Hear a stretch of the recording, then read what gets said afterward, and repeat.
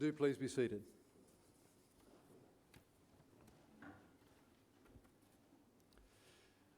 Easter Sunday has to be one of my favourite days of the year. There are lots of little things, trivial things, superficial things, ordinary things that make it special, but there are some big things, major things too.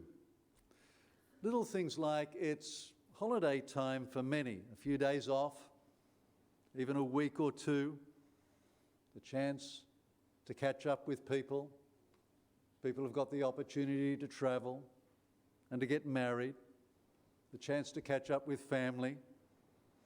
I think of many happy times when our kids were younger and the long first term had come to an end and we had time just to be together and to rehearse what had happened and to be together at a time when the seasons were turning and autumn in all its glory was arriving. A bit chilly this morning.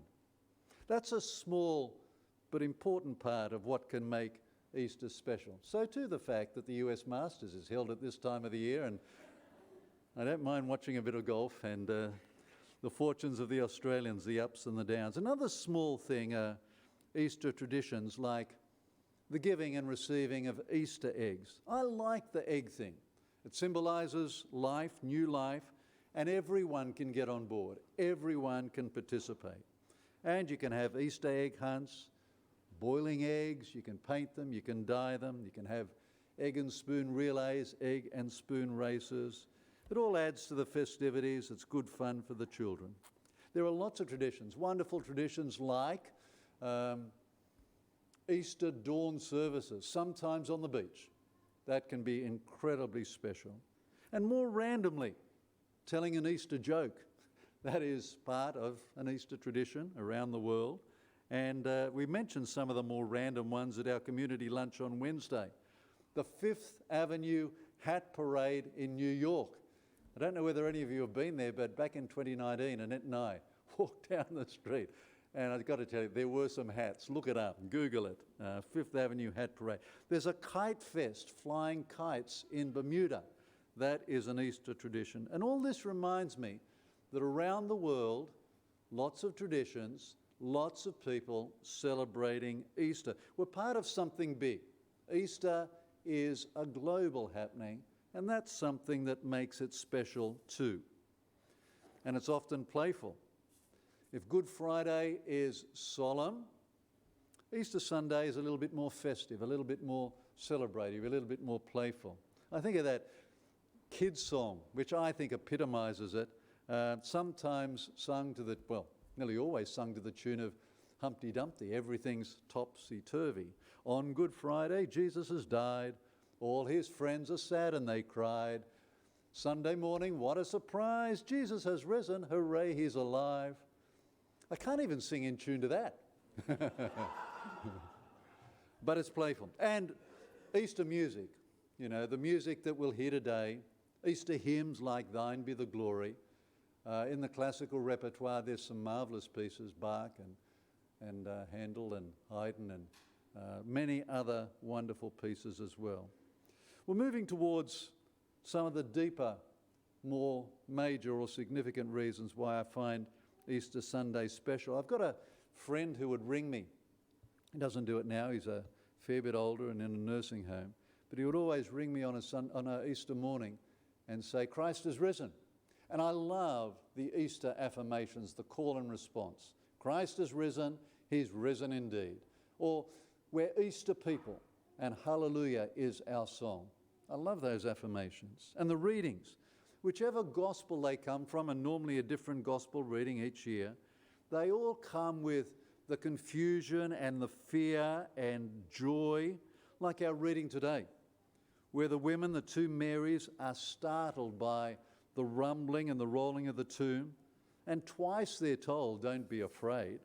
And at the same time, they're filled with joy as they hear the news and hurry to tell the disciples and are met by the risen Jesus on the way. Readings which point to the empty tomb, which point to Jesus making appearances amongst his followers and point to the transformation of the disciples, disheartened, dispersed after his arrest and execution, transformed, the way that Peter is changed. Listen to him in our Acts reading that Wendy read for us. He's confident. He's clear. We ate and drank with him after he rose from the dead, says Peter. He's no longer the cowardly Peter who denied Jesus not once, not twice, but thrice. The readings are a special part of Easter.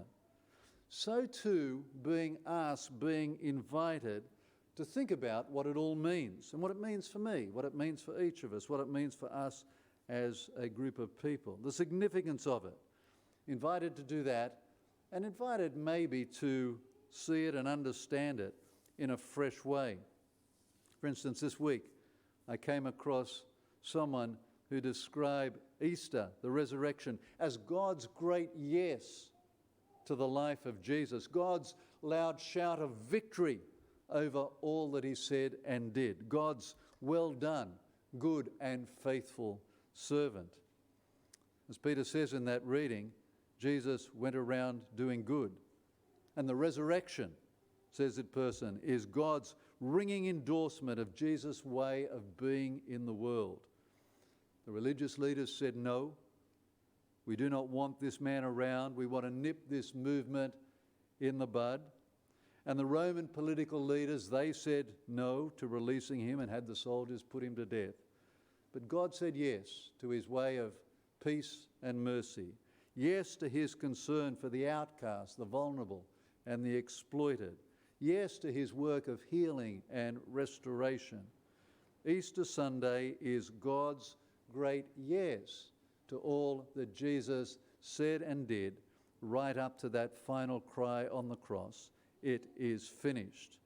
And it's an invitation to us to say yes to Jesus' particular way of doing life. Making sense of the Easter story is a big part of what makes this day special. Special for me, maybe special for you too. And the story that I always return to, the story that most helps me make sense of Easter, and some of you will have heard it before. It's the one about it was Friday, but Sunday's coming. I can't do Easter Sunday without referencing it. And it resonates deeply every time. In part because people here, there and everywhere are doing life tough. Some barely hanging on by their fingernails. And the Easter message comes to them and it says, whatever you're experiencing, that is not the final word. In the darkest times of life, when we're desperately trying to cling on to hope, we need somebody to whisper, you'll get through this. You'll get through it. This is not what life will always be like.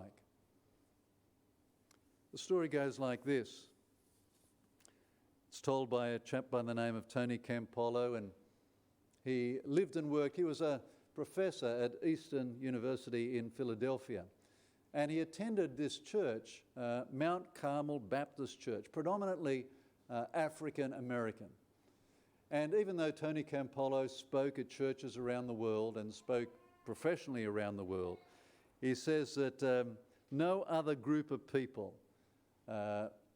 help him, assist him, does he love preaching to, than his people at Mount Carmel Baptist Church.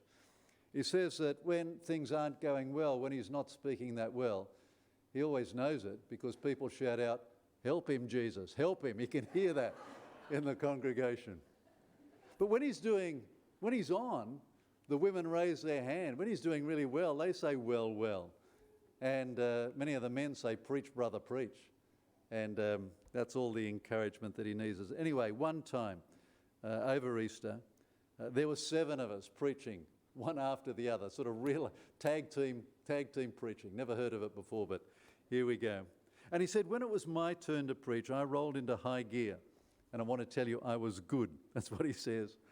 He says, the more I preached, the better I got. I got so good that I wanted to take notes on me. The end of my message, the congregation broke loose. There were some hallelujahs, and during the course of it, there were some brother preachers. And I sat down next to my pastor, and he looked at me with a smile, and he said, "You did all right, boy." And I turned to him and I said, "Pastor, are you going to be able to top that one?"